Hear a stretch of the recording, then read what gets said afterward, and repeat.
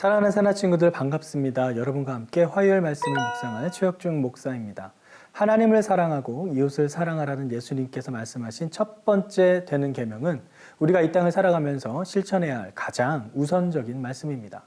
오늘 본문에서 예수님께서는 바로 그 부분을 말씀하고 계신데요. 함께 말씀을 살펴봅시다. 오늘의 주제는 예수님을 섬길 기회입니다.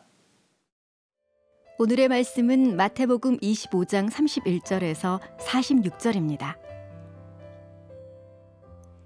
인자가 그의 영광 가운데 모든 천사들과 함께 올 때 그의 영광의 보좌 위에 앉을 것이다. 모든 민족들이 그 앞에 모이게 되고 목자가 염소 중에서 양을 가려내듯이 인자는 그들을 둘로 갈라 양들은 자기 오른쪽에 염소들은 그 왼쪽에 둘 것이다. 그때 그 왕이 오른쪽에 있는 사람들에게 말할 것이다. 이리 와서 세상의 창조 때부터 너희를 위해 마련해 두신 나라를 상속하라. 너희는 내가 배고플 때 먹을 것을 주었고 내가 목마를 때 마실 것을 주었으며 내가 나그네 됐을 때 나를 맞아들였다. 내가 헐벗었을 때 옷을 입혀 주었고 내가 병들었을 때 돌봐 주었으며 내가 감옥에 갇혔을 때 나를 찾아주었다. 그때 의인들이 대답할 것이다. 주여, 언제 주께서 배고프신 것을 보고 우리가 먹을 것을 드렸으며 언제 주께서 목마르신 것을 보고 우리가 마실 것을 드렸습니까? 언제 주께서 나그네 되신 것을 보고 우리가 맞아드렸으며 언제 주께서 헐벗으신 것을 보고 우리가 입을 것을 드렸습니까? 언제 주께서 병드시거나 감옥에 갇히신 것을 보고 우리가 찾아갔습니까? 왕이 대답할 것이다. 내가 진실로 너희에게 말한다. 무엇이든 너희가 여기 있는 내 형제들 중 가장 보잘것없는 사람에게 한 것이 곧 내게 한 것이다. 그러고 나서 왕은 왼쪽에 있는 사람들에게 말할 것이다.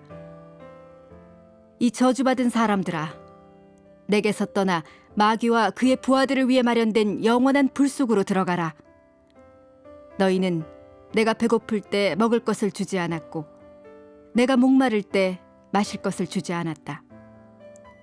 내가 나그네 됐을 때 너희는 나를 맞아들이지 않았고 내가 헐벗었을 때 입을 것을 주지 않았다. 내가 병들고 감옥에 갇혔을 때 너희는 나를 보살펴 주지 않았다. 그들 역시 대답할 것이다. 주여, 우리가 언제 주께서 배고프시거나 목마르시거나 나그네 되시거나 헐벗으시거나 병드시거나 감옥에 갇히신 것을 보고 돌보지 않았다는 말씀입니까? 왕이 대답할 것이다. 내가 진실로 너희에게 말한다. 무엇이든 너희가 여기 있는 사람들 중 가장 보잘것없는 사람에게 하지 않은 것이 곧 내게 하지 않은 것이다. 그러므로 그들은 영원한 벌에, 의인들은 영원한 생명에 들어갈 것이다. 오늘 본문에서 예수님께서는 심판 때 어떤 일이 일어날지 말씀하고 계십니다. 31절에서 33절까지의 말씀입니다. 인자가 그의 영광 가운데 모든 천사들과 함께 올 때에 그의 영광의 보좌 위에 앉을 것이다. 모든 민족들이 그 앞에 모이게 되고 목자가 염소 중에서 양을 가려내듯이 인자는 그들을 둘러 갈라 양들은 자기 오른쪽에 염소들은 그 왼쪽에 둘 것이다. 양과 염소를 각각 오른쪽과 왼쪽에 둔다고 말씀하십니다. 이는 비유적인 표현인데요. 당시 중동 지방에서는 낮에는 양과 염소가 뒤섞여서 들판에서 자유롭게 풀을 뜯어 먹습니다. 그러다가 밤이 되면 양은 양의 우리에, 염소는 염소의 우리에 구분되어서 들어가게 되죠. 그 구분짓는 역할을 하는 것은 바로 목자의 몫이었고 양과 염소를 철저하게 구분하여 분리했습니다. 마찬가지로 이 세상에서도 의인과 악인은 함께 살아가게 되지만 마지막 심판의 날에 양과 염소가 분리되듯이 의인과 악인도 영원한 분리가 일어나게 된다라는 것입니다. 여기서 양은 오른편에, 염소는 왼편에 둔다고 말씀하시는데요. 고대 헬라 시대 때부터 문학적인 표현으로 오른쪽은 은총이나 구원의 자리를 상징했습니다.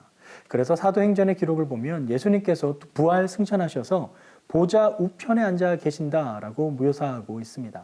이는 예수님께서 사람이 되어 이 땅에 내려오심으로 말미암아 포기해야 했었던 그 모든 영광과 권세가 다시 오른편에 앉으심으로 온전히 회복되었음을 상징합니다. 즉 양을 오른편에 세운다라는 의미는 의인을 오른편에 세워서 예수님이 가지는 그 영광의 자리, 구원과 은총의 자리에 서게 한다라는 의미가 있습니다.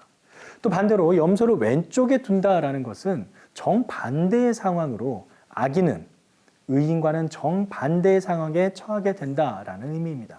그런데 여기서 주목할 것은 오른편에 서 있는 의인들은 자신들이 의인의 자리에 왜 서 있는지 그 이유를 모른다는 사실에 있습니다. 37절에서 39절의 말씀을 보면 그들은 자신들이 언제 주님을 도왔는지, 언제 먹을 것을 주며 언제 입을 것을 주고 또 우리가 언제 주님의 그 감옥에 갇혔을 때 찾아갔는지 되물어봅니다. 그리고 거기에 대해서 예수님께서는 이렇게 답변하시는데요. 40절 말씀입니다. 왕이 대답할 것이다. 내가 진실로 너희에게 말한다. 무엇이든 너희가 여기 있는 내 형제들 중 가장 보잘것없는 사람에게 한 것이 곧 내게 한 것이다. 가장 보잘것없는 사람에게 한 것이 내게 한 것이다. 의인들은 자신들이 한 것을 알고 한 것이 아니었습니다. 의도를 가지고 그들을 도왔던 것이 아니라는 사실입니다. 가장 보잘것없는 사람들을 도와주어서 뭔가 자신의 유익을 구하려고 한 것이 아닙니다. 그저 하나님을 사랑하고 이웃을 사랑하라는 그 말씀을 다른 사람들의 시선을 신경 쓰지 않고 마음에서 우러나와 지속적으로 남들이 보든 보지 않든 실천했다라는 것이죠. 사랑하는 사나 친구들, 이 세상에서 하나님의 백성된 믿음의 삶을 살아가는 것은 뭔가 엄청나게 대단하고 위대한 사건들을 경험하고 기적을 경험하는 것, 그런 것이 아닙니다. 평범한 삶의 일상에서 누구나 경험할 수 있는 일들, 아주 일상적인 일들 속에서 믿음의 선택이 이루어지는 삶, 그 속에서 하나님을 사랑하고 이웃을 사랑하는 마음을 행동으로 실천하며 작은 것에서부터 하나하나 실천하는 삶, 그것이야말로 진정 위대한 삶입니다. 여러분은 어떤 삶을 살고 계신가요? 좋은 크리스찬이라는 그 허울 좋은 낭만적인 상상 속에서 믿음 생활을 하고 있나요? 아니면 비록 작은 손이지만 이웃에게 손을 뻗어 조금이나마 사랑을 실천하는 삶을 살고 있나요? 오늘 하루 나의 믿음의 삶은 어떠한지 잠잠히 돌아보는 시간이 있기를 바랍니다.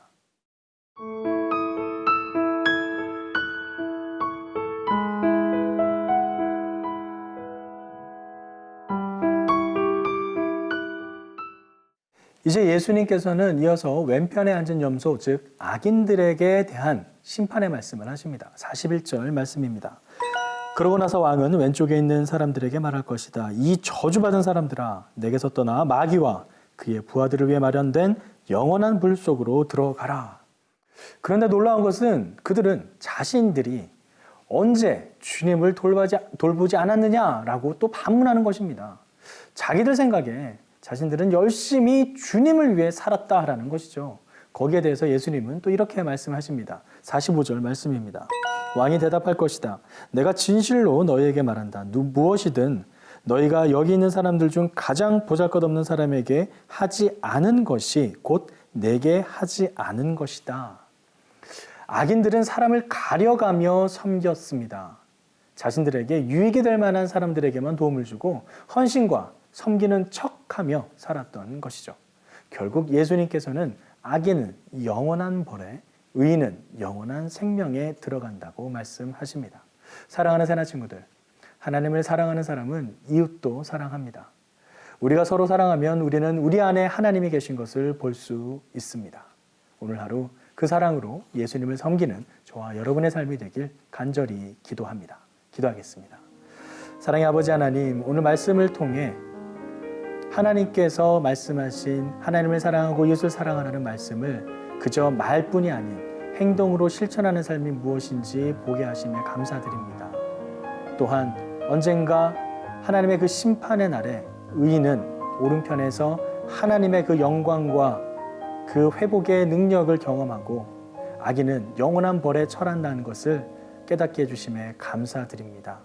말로만이 아닌 실제로 행동하며 말씀에 순종하여 이웃을 사랑하는 우리의 삶이 될 수 있도록, 그래서 우리의 작은 손을 뻗어 실천하는 영성으로 살아가는 우리의 삶이 될 수 있도록 주님 도와주시옵소서. 우리의 모든 삶 가운데 함께 하시는 주님의 이름을 높여드리며 예수 그리스도의 이름으로 기도드립니다. 아멘.